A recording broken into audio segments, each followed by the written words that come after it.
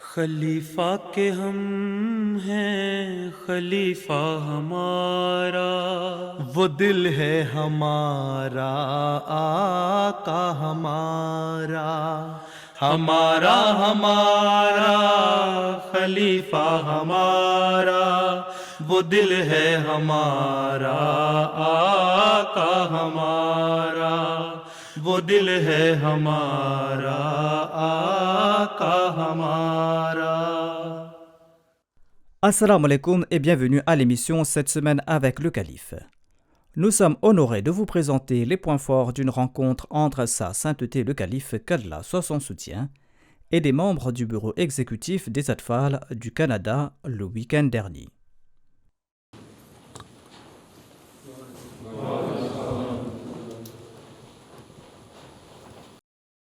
Dimanche dernier, des membres des bureaux exécutifs national et régional de la Majlis Atfal al-Ahmadiyya du Canada ont eu la chance d'avoir une rencontre avec Sa Sainteté le 5e Calife. Les Khuddam avaient fait le déplacement du Canada spécialement pour la rencontre qui a eu lieu à Islamabad. La rencontre a débuté par une prière silencieuse dirigée par Sa Sainteté le Calife. Ensuite, les Khuddam ont eu l'occasion de se présenter. S'adressant au secrétaire des finances, le calife a souligné l'importance de la formation morale. 83% بچے ہیں جو کہ پے کیا تھا جنہوں نے last year, تو کوشش یہ ہے کہ 100% پے اس کو لے کے آئیں۔ تربیت والوں کو کوشش کرنی چاہیے 100% نماز پڑھیں،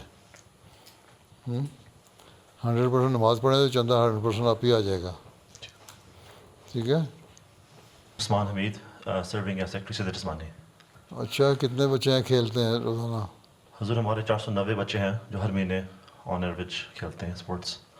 بچوں کو زیادہ کھیلنا چاہیے نا، جو انڈور گیموں کے، انٹرنیٹ پہ بیٹھنے کے، باہر جا کے کھیلا کریں کم از کم 1 گھنٹہ روزانہ۔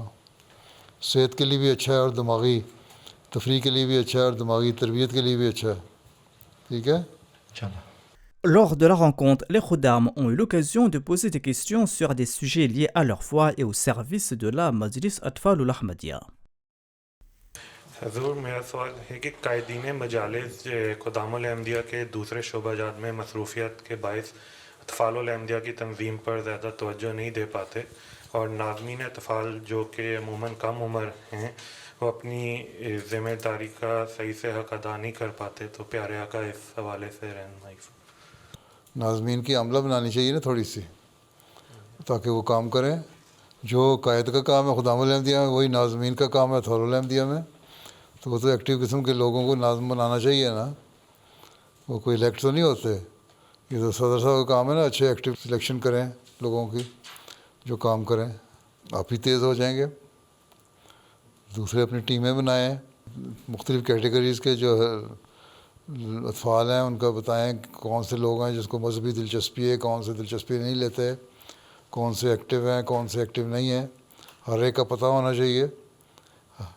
تو ناظمین اپنے ساتھ نائبین لگائیں نا، ٹیم بنائیں تو پھر ٹھیک ہے، کام ہو جائے گا، ٹھیک ہے۔ جی جو میرا سوال تھا کہ دنیا کے حالات کے پیش نظر کیا آئندہ خلافت کی دوبارہ ہجرت کا امکان ہے؟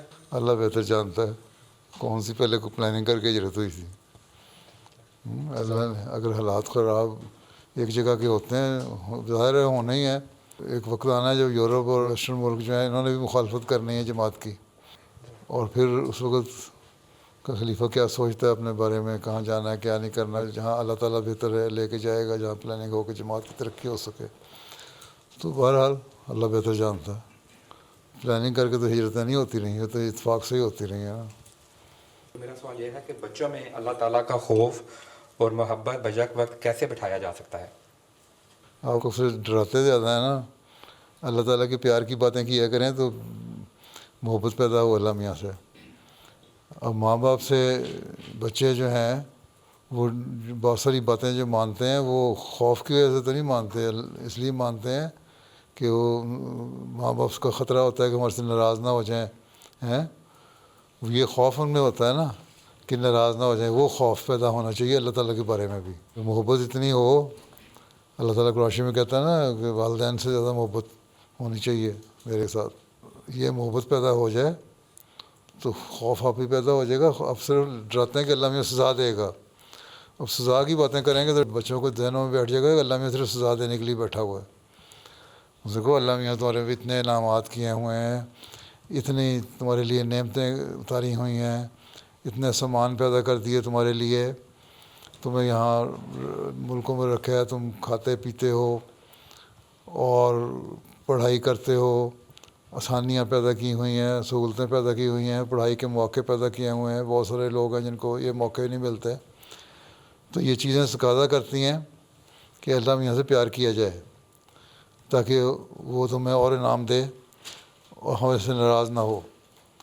تو یہ خوف جو ہے وہ اس لیے نہیں ہے کہ اللہ میاں سزا دے گا، خوف یہ ہے کہ اللہ میاں ہم سے ناراض نہ ہو جائے کہیں، اور وہ اسی وقت ہو سکتا ہے جب اللہ سے پیار اور محبت کا تعلق ہو۔ اس لیے پہلے محبت پیدا کریں اللہ میاں کی دل میں، تو خوف تو آپ ہی پیدا ہو جاتا ہے۔ آپ ڈرانے کی طرف ہمارے لوگ زیادہ تر ہیں، مولویوں کی عادت کہ ڈرا دو جہنم میں جاؤ گے۔ تو نے کہا تو اللہ میاں ہمیں بہت ساری چیزیں دیتا ہے، ہمیں انعاموں سے نوازتا ہے، تو ہمیں چاہیے نا اللہ میاں کی باتیں مانیں، اس سے پیار زیادہ کریں۔ جب پیار پیدا ہوگا کسی سے تو آپ ہی اس کا خوف پیدا ہو جائے گا، جس طرح ماں باپ سے پیار کرنے والے بچے جو ہیں وہ اس خوف میں رہتے ہیں کہ ہمارے سے ناراض نہ ہو جائیں۔ ٹھیک ہے جی۔ جب جماعت احمدیہ کا دنیا پر غلبہ ہو جائے گا تب سود کا نظام کس طرح تبدیل کیا جائے گا؟ جب اسلامی نظام رائج ہو جائے گا تو سود آپ ہی ختم ہو جائے گا۔ تو حضرت مسلم موعود کی کتاب ہے اسلام کا اقتصادی نظام، وہ پڑھو، اس میں سے پتہ لگ جاتا ہے۔ قرآن شریف میں واضح فرما دیا کہ سود جو ہے وہ غلط ہے۔ پہلے جو اسلامی حکومتیں تھیں وہاں سودی نظام تو نہیں چلتا تھا، لیکن تجارتیں بھی ہوتی تھیں، لوگ کماتے بھی تھے، صحابہ میں بھی ملینئر تھے۔ ٹھیک ہے، کیا وہ سود لے کے کماتے تھے؟ تجارتیں کرتے تھے نا، اور دوسرے فائدہ مند کام کرتے تھے، اس سے ساری نظام چل رہا تھا۔ وہی نظام اب چلے گا جب اسلامی نظام رائج ہو جائے گا ہر جگہ، ہر حکومت جو ہے وہ اسلامی نظام رائج کرے گی تو خود آپ ہی ختم ہو جائے گا۔ ٹھیک ہے، جی حضور۔ تو تم پہلے اسلامی حکومت تو قائم کرو نا ایک ملک میں۔ جی حضور۔ مسلم موعود نے فرمایا تھا ایک دفعہ گیمبیا کے بارے میں، پھر بعض کیریبین کے جزائر کے بارے میں بھی فرمایا ہوا ہے، ساؤتھ امریکہ کے بھی چھوٹے جزیروں کے، کہ یہاں اگر ہماری حکومتیں قائم ہو جائیں ایک نمونہ بنا کے ہم دکھا سکتے ہیں کہ کس طرح حکومت چلائی جاتی ہے اور کس طرح نظام چلایا جاتا ہے، پھر اقتصادی نظام بھی فائدہ مند ہوگا۔ لیکن بعض چیزیں ہیں جو بہرحال جس میں ابھی تھوڑی سی تحقیق کی ضرورت ہے، اسی لیے حضرت مسیح موعود علیہ السلام نے بھی فرمایا ہوا ہے کہ جو بینکنگ نظام ہے ہمارا آج کل کا، یہ اور پرانا سودی نظام جو ہے آپس میں خلط ملط اس طرح ہو گئے ہیں کہ ان کو ذرا مشکل ہے اس کو تھوڑا سا فرق ڈالنا، تو اس میں سے مزید تحقیق کی ضرورت ہے۔ اس کے لیے کمیٹیاں بنائی ہوئی ہیں ہم نے بھی جو غور کر رہی ہیں، تاکہ جب وقت آئے تو ہمارے پاس بھی کوئی حل ہو اس کا۔ یہ بھی دیکھنا ہوگا کون سی چیز سود میں شامل ہے اس موجودہ نظام سے، کون سی نہیں شامل۔ ایک قیمت ہے مثلا کسی چیز کی، حضرت مسلم نے لکھا ہے کہ اگر تم فوری طور پہ قیمت دے رہے ہو تو وہ کم قیمت ہے ایک چیز کی، مثلا ایک اخبار ہے 2 روپے میں بکتا ہے تو وہ ٹھیک ہے، اگر تم اس کی قیمت دو گے کہ میں 6 مہینے بعد یا سال بعد دوں گا، تو پھر جو بیچنے والا ہے اس کو حق ہے کہ وہ اس کی قیمت پھر وہ کہ میں اس وقت 2.5 روپے یا 3 روپے لوں گا، تو یہ سود نہیں ہے۔ ٹھیک ہے، وہ اس کی قیمت ہے کیونکہ ڈیلیڈ پیمنٹ ہے، اس کی محنت جو ہے لگی اس کے اوپر۔ تو اس میں بہت ساری چیزیں ہیں چھوٹی چھوٹی جو حل ہونے والی ہیں، وہ ساری چیزیں دیکھنی ہوں گی، اور وہ جو نظام جب قائم ہوگا انشاءاللہ وہ خود بھی جائزہ لے لیں گے کہ کون سی چیز جائز ہے، کون سی ناجائز ہے، کون سی سود کے زمرے میں آتی ہے، کون سی نہیں آتی۔ ٹھیک ہے، کیونکہ موجودہ نظام میں بھی بہت ساری چیزیں ایسی ہیں جو سود میں نہیں آتی، لیکن کیونکہ سودی نظام ہے اس لیے اس کو ہم اکٹھا کر دیتے ہیں، اس لیے اس کو ڈفرینشیٹ کرنا پڑے گا، بڑا سٹل ڈفرینس ہے۔ ٹھیک ہے،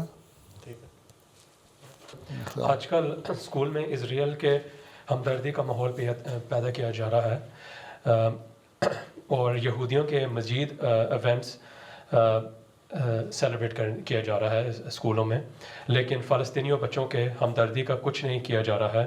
اس سچویشن میں احمدی بچے کیسے اپنا رول پلے کر سکتے ہیں اور احتجاج کر سکتے ہیں؟ احتجاج کرنے کی ضرورت نہیں ہے، احمدیوں کو صرف یہ چاہیے کہ وہ اپنے انتظامیہ کو کہیں کہ ٹھیک ہے اسرائیلیوں پہ جو ظلم ہوا اس کے بھی ہم خلاف ہیں, ظلم نہیں ہونا چاہیے, لیکن جو فلسطینی بچوں پہ ظلم ہو رہا ہے اس کے لیے بھی ہمیں بولنا چاہیے کچھ, کہ ان کو ہم کس طرح محفوظ کر سکتے ہیں. تو طریقے سے انتظامیہ کو بھی بتایا جا سکتا ہے. اگر انتظامیہ کر رہی ہے تو کوئی پروٹیسٹ کر کے ہم جلوس تو نہیں نکال سکتے, نہ توڑ پھوڑ کر سکتے, نہ اس کی اجازت ہے. بتایا جا سکتا ہے نا, بچوں کو دلوں میں ڈالیں کہ ہمیں ان بچوں سے بھی ہمدردی ہے جو اسرائیل کے مرے, اور ہمیں ان بچوں سے بھی بہت زیادہ ہمدردی ہے جو فلسطین کے مر رہے ہیں. اس کے لیے بھی ہمیں کچھ کرنا چاہیے تاکہ ایک بیلنس قائم ہو اور انصاف قائم ہو دنیا میں. تو یہ تو ایک کوشش ہے جو بچوں کے ذریعے سے کہی جا سکتی ہے. ماں باپ گھروں میں بچوں کو بتائیں کہ تم لوگ اس طرح کو, اور انتظامیہ کو بھی لکھ کے بھیجیں کہ آپ لوگ کرتے ہیں, بڑی اچھی بات ہے, کریں اسرائیل کے حق میں جو بولنا ہے بولیں, لیکن جو معصوم بچے مر رہے ہیں فلسطین میں یا دنیا میں کہیں بھی ہیں, ان کے لیے بھی ہمیں آواز اٹھانی چاہیے اور ان کو بھی ان کا حق دلانا چاہیے. یہ والدین بھی لکھیں اسکولوں میں کہ بچوں میں ہم یہ روح پیدا کرنی چاہیے کہ ہر معصوم کے لیے ہم نے ہمدردی رکھنی ہے, چاہے وہ کوئی ہو. ٹھیک ہے, تو اس میں والدین کو بھی کردار ادا کرنا پڑے گا. ریفریشر کورس کے باوجود اکثر ناظمین اطفال اپنی کم عمر کی وجہ سے والدین سے رابطہ کرنے میں قاصر رہتے ہیں, جس وجہ سے ہمیں والدین کا تعاون حاصل نہیں. پیارے حضور کیا رہنمائی فرماتے ہیں؟ ناظمین تو میں نے پہلے کہہ دیا, ذرا بڑی عمر کا ناظمین بنا دو, ہیں تو صدر صاحب نے بنانا ہے نا چھوٹی عمر کے بنائیں, نائبین ان کی چھوٹی عمر کے ہوں. دوسرا یہ ہے کہ جو ناظمین چھوٹی عمر کے بھی ہیں ان کی تربیت کریں, ان کا ریفریشر کورس کریں, ان کو سمجھائیں کہ تم نے کس طرح اپروچ کرنی ہے والدین کو. اور جو محتمم اطفال ہے وہ ان والدین کی فہرست لے کے جو ناظمین سے تعاون نہیں کرتے براہ راست لکھے ان کو. ٹھیک ہے. حضور ہماری بھی دعا قبول ہوتی ہے, لیکن جن کا اللہ تعالیٰ سے خاص تعلق ہو ان کی دعاؤں اور ہماری دعاؤں میں کیا فرق ہے؟ ان کی زیادہ دعائیں قبول ہوتی ہیں, ہماری کم ہوتی ہیں عام آدمی کی. اس کی اگر 100 میں سے 80 دعائیں قبول ہوتی ہیں تو آپ کی 100 میں سے 50-60 دعائیں قبول ہوتی ہیں. فرق تو یہ ہے. ٹھیک ہے, یہی واضح فرق ہے نا. ایک جو دیریا ہے وہ بھی اگر اللہ تعالیٰ نے قرآن شریف میں بھی لکھا ہے نا, نام ماننے والے دریا میں سمندر میں پھنس جائیں دعا کرتے ہیں اللہ تعالیٰ مجھے نجات دے دے اس سے تو میں تیری عبادت کروں گا یا تیری بات مانوں گا. اور اللہ تعالیٰ اس طوفان میں سے نکال دیتا ہے ان کو, سمندر میں سے خشکی میں آ جاتے ہیں اور نجات مل جاتی ہے ان کو. تو دعا تو ان کی بھی قبول ہوگی, حالانکہ وہ خدا کو نہیں ماننے والے تھے یا نافرمانی کرنے والے تھے بہت زیادہ, یا اس کی باتوں پہ عمل نہ کرنے والے تھے جتنا کرنا چاہیے. لیکن اللہ تعالیٰ نے ان کی دعا بھی سن لی, ان کو نجات دے دی. اور پھر اللہ کہتا ہے جب وہ خشکی میں آ جاتے ہیں تو سمجھتے ہیں کہ ہم آزاد ہو گئے اور پھر مکر جاتے ہیں اپنی بات سے. لیکن اللہ تعالیٰ طاقت رکھتا ہے کہ ان کو خشکی میں بھی سزا دے سکتا ہے. تو یہ دعائیں تو اللہ تعالیٰ ہر ایک کی قبول کر لیتا ہے. بعض دفعہ ایک مذہب کو نہ ماننے والا بھی ہے, جب وہ ایک دم اللہ کو پکارتا ہے تو اللہ تعالیٰ اس کی سن لیتا ہے, جس طرح اللہ نے کہا میں نکال دیتا ہوں طوفانوں سے. تو فرق تو یہی ہے کہ جو نیک لوگ ہیں وہ دعائیں کرتے ہیں, ان کی اکثری دعائیں جو ہیں وہ سنی جاتی ہیں اور اللہ تعالیٰ ان کی مدد کرتا ہے. دوسرے لوگوں کی بھی دعائیں سن لیتا ہے لیکن اس کی پرسنٹیج وہ نہیں ہوتی. ٹھیک ہے. مرکز میں مربی اطفال محتمم اطفال کی عاملہ کا ممبر ہوتا ہے, مگر لوکل میں قائد مجلس کی عاملہ کا. حضور ان دونوں کا کوارڈینیشن کس طرح سے بہتر بنایا جا سکتا ہے؟ ناظم اطفال جو ہے وہ بھی اس کا ممبر ہوتا ہے نا جی, قائد کی مجلس کا. جی, تو وہاں مربی بیٹھا ہوتا ہے, اپنی باتیں بتا دیں, وہاں جو بیٹھے ہوتے ہیں کوارڈینیٹ تو آپ ہی ہو جاتا ہے. جب ایک ہی مجلس کے ممبر وہاں بیٹھے ہوئے ہیں, عاملہ میں میٹنگ ہو رہی ہے, دونوں اپنی اپنی باتیں بتا سکتے ہیں, تو کوارڈینیٹ کرنے میں کیا پلاننگ تو ناظم اطفال نے دینی ہے, مربی اطفال نے تو اس کو امپلیمنٹ کروانا ہے. جی, مربی اطفال نے کو اپنی پلاننگ تو نہیں کرنی. تربیت کا ایک پلان ہے, قائد بناتا ہے یا محتمم اطفال بناتا ہے, وہ مجلسوں میں بھیجتا ہے, پھر قائد اس کو امپلیمنٹ کرواتا ہے ناظمین اطفال کے ذریعے سے, یا ناظمین اطفال کو محتمم اطفال براہ راست بھیج دیتا ہے. تو مربی اطفال کا کام ہے یہ جو پلاننگ آ گئی ہے اس پہ اس کی مدد کرے, اور زیادہ تر تو مقصد یہی ہے مربی اطفال کا کہ تربیت کرے. مربی کا مطلب یہ تربیت, تو تربیت کی طرف توجہ دیں زیادہ. مربیان جو ہیں بچوں کی تربیت کی طرف توجہ دیں. باقی جو انتظامی معاملات ہیں ان میں دخل دینا نہیں چاہیے مربی کو. کوآرڈینیشن آپ ہی ہو جائے گی. وہاں سے آپس میں رفت تو تب پیدا ہوتی ہے جب وہ بھی کہتا ہے میرے بھی اختیاری ہے, میرے اختیاری ہے. مربی کے اختیار تو صرف تربیت کے بارے میں ہے اور اسی میں اس کو تعاون کرنا چاہیے. تربیت کا پلان لے کے ناظم اطفال سے اس کو امپلیمنٹ کروانا اور اس کے لیے بھرپور مدد کرنا ناظم اطفال کی. ٹھیک ہے. باقی انتظامی جو پلاننگ ہے ناظم اطفال کرتا ہے یا محترم اطفال کی طرف سے اس کو ملتی ہے, اس میں مربی کو دخل نہیں دینا چاہیے. ہاں اگر کبھی ناظم اطفال کہہ کہ ہاں اس معاملے میں بھی ہماری مدد کریں تو وہ مدد کر دیں. مربی اطفال تو میچور ہوتا ہے, انصار اللہ میں سے ہوتا ہے, اس کو تو چاہیے نا کہ تربیت کے نقطۂ نظر کو سامنے رکھتے ہوئے ان کو انتظامی صلاحیت پیدا کرنے کے لیے, چھوٹے بھی ہیں اگر ناظم اطفال تو ان کے ساتھ پھر بھی تعاون کریں تاکہ ان کو پتہ لگے کہ اصل چیز تعاون ہے. نیکی اور تقویٰ میں تعاون کرو, اللہ تعالیٰ کا یہی حکم ہے. خاک صاحب کا سوال ہے کہ آج کل چھوٹی عمر سے ہی بچوں کو اسکول میں سیکس ایجوکیشن کی تعلیم دی جاتی ہے. اطفال الاحمدیہ کس طرح سے بچوں کو اس ماحول سے محفوظ رکھ سکتی ہے؟ پہلی بات تو یہ والدین کا کام ہے یہ کہ گھروں میں بچوں کو بتائیں جو وہ دیکھ کے آتے ہیں کہ یہ چیزیں باتیں ابھی تمہیں سمجھ نہیں آ سکتی. اسکول میں تمہیں پڑھا تو دی ہیں. اب یہاں تو یہ آواز اٹھنی شروع ہو گئی ہے کہ 13-14 سال سے پہلے بعض سیکس ایجوکیشن کی باتیں نہیں کرنی چاہیے بچوں کے ساتھ. ٹھیک ہے. اور جگہوں پہ پھر آہستہ آہستہ اٹھنی شروع ہو جائیں گی, احساس پیدا ہونا شروع ہو گیا بعض جگہوں پہ. تو دوسری یہ ہے کہ اطفال کو ان سے اگر کوئی بچوں کے ذہنوں میں کوئی سوال اٹھتا ہے تو ان کو پھر طریقے سے سمجھاؤ کہ یہ تمہاری عمر نہیں, تم اس کے بارے میں سمجھ نہیں سکتے, یہ ایک علم ہے اور تو اس کا علم تمہیں تب ہوگا جب تم اس ایج پہ پہنچو گے. اس لیے گو تمہیں اسکول نے بتا بھی دیا ہے تب بھی ابھی تمہیں اس کی سمجھ نہیں آ سکتی صحیح طرح, بجائے اس کے سختی سے اس کو رد کرنے کے. پہلا بات تو کام تو اطفال سے زیادہ والدین کا ہے.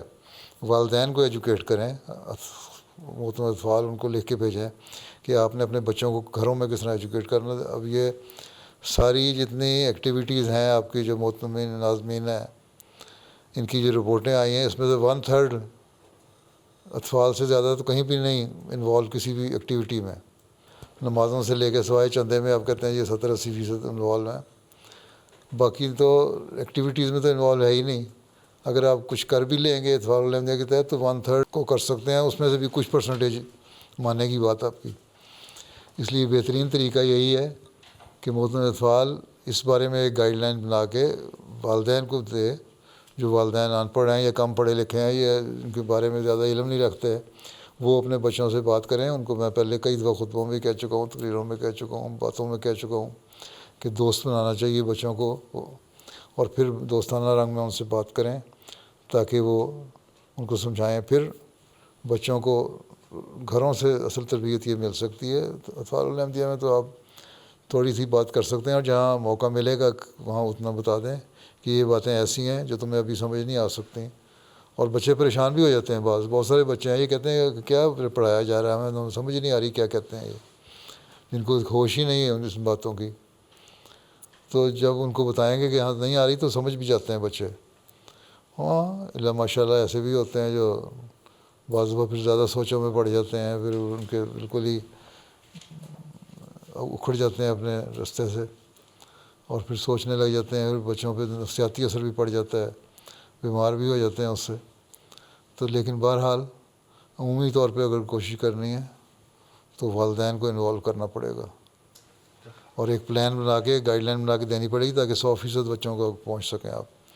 یہاں تو زیادہ سے زیادہ 25-30% تک پہنچ سکتے ہیں. ٹھیک ہے. باقی 75% سے باقی بچوں کا انٹریکشن ہوتا ہے, وہ ان کو اور باتیں بتائیں گے, آپ کچھ اور باتیں بتائیں گے. اس لیے بہتر یہ ہے کہ پورے ماحول کو ٹھیک کرنے کے لیے گھروں سے ہی شروع کیا جائے. نیشنل عہدیدار اپنی مرکزی مصروفیت کی وجہ سے اکثر لوکل مجلس اور جماعت کے پروگرامز میں شامل نہیں ہو پاتے. اس صورت میں کیا کرنا چاہیے؟ اول تو یہ ہے کہ اگر بہت زیادہ مصروفیت ہے تو نہیں شامل ہوتے تو ایکسکیوز ہو جاتی ہے, نہیں تو اگر فارغ ہیں تو ہونا چاہیے.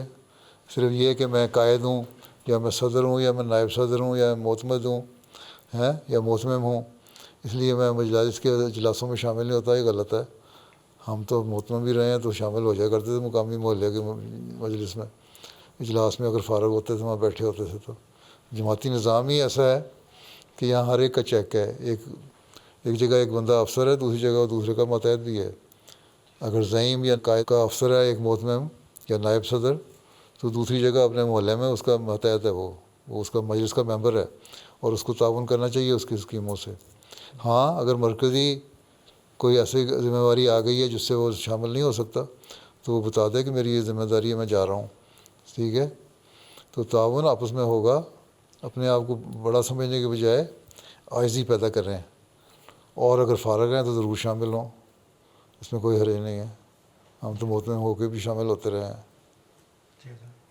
کبھی نہیں محسوس ہوا کہ کیوں محلے کا اجلاس میں بیٹھوں میں عام مقدمیوں کے ساتھ. یہ تو سوچ کی بات ہے نا. ٹھیک. ضرور اطفال الحمدیہ کے پروگراموں میں شامل ہونے کے بارے میں اکثر والدین یہ کہہ کے معذرت کر لیتے ہیں کہ ہم انہیں لے کر نہیں آ سکتے, اگر آپ سواری کا انتظام کر سکتے ہیں تو لے جائیں. اس بارے میں حضور کی رہنمائی. اگر تو ان کی جائز وجہ ہے تو پھر آپ لوگ دیکھ لیں, اپنے بجٹ میں رکھیں کوئی ایسی گنجائش, اور اگر جائز وجہ نہیں ہے تو پھر ان کو توجہ دلاتے رہیں. اور کیا ہو سکتا ہے. بل تو یہ کہ اتنے زیادہ فریکوینٹ اجلاسات وغیرہ کریں ہی نہ جہاں روزانہ لوگوں کو خرچہ کر کے آنا پڑے. پلاننگ کوئی ایسی ہو جائے اگر جماعتی نظام کی, لجنہ کی اور خدام کی اور انصار کی, کہ ایک ہی وقت میں اگر ہو رہے ہیں کوئی ایونٹس تو اس میں سارے شامل ہو جائیں. جو مرکزی ایونٹس ہوتے ہیں جماعتی اس میں تو سارے شامل ہو جاتے ہیں.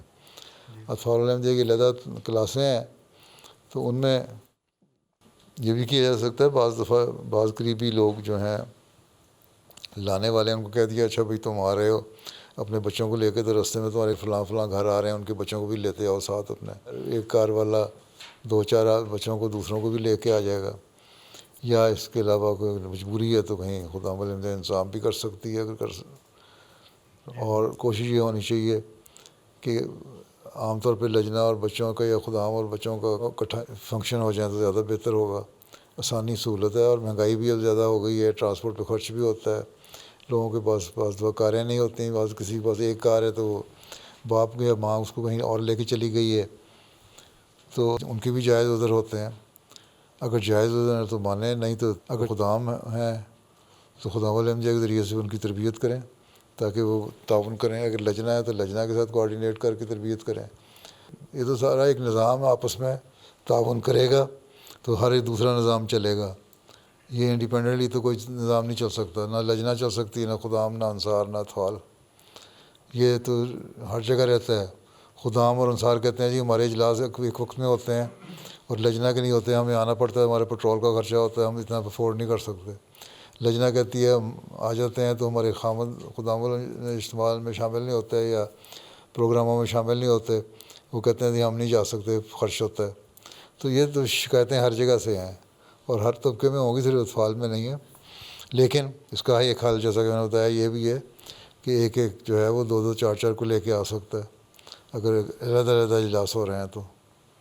ٹھیک ہے, تو اس کے بارے میں دوسرے یہ دیکھیں کتنے فاصلے پہ ہو رہے ہیں. مختلف وقتوں میں مختلف جگہوں پہ ہو سکتے ہیں. اگر ایک ہی سینٹر ہے تو اور بات ہے. اگر کوئی ایسی صورت پیدا ہو سکتی ہے کہ مختلف سینٹر بن سکیں تو بعض علاقوں میں جا کے کیے جا سکتے ہیں اجلاس تاکہ کچھ نہ کچھ رابطہ رہے. À la fin de la rencontre, les Khuddam ont eu la chance de prendre des photos avec le calife et d'obtenir des stylos en cadeau.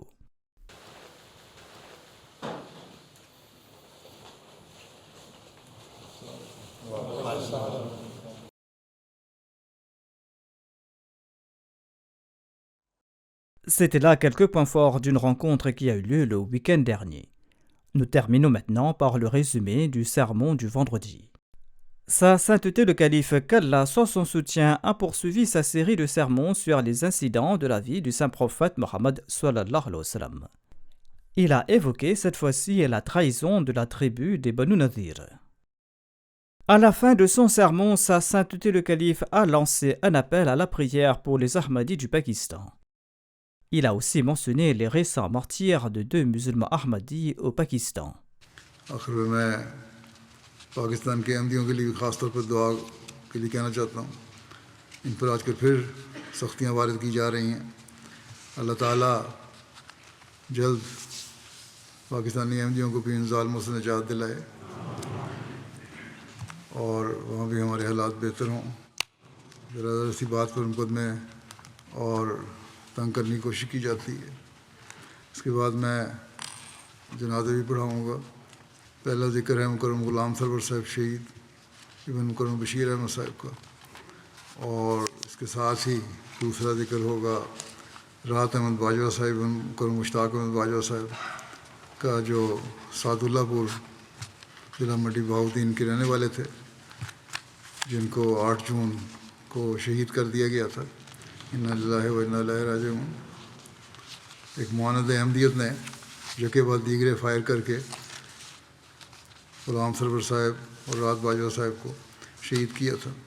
بوقت شہادت غلام سرور صاحب شہید کی عمر 64 سال، جبکہ راحت باجوہ صاحب شہید کی عمر 32 سال تھی. اللہ تعالیٰ ان شہداء کو جنت الفردوس میں اعلیٰ مقام عطا فرمائے، رحمت اور مغفرت کا سلوک فرمائے، اور جملہ پسماندگان کو صبر جمیل عطا فرمائے، انہیں اپنی حفظ و امان میں رکھے.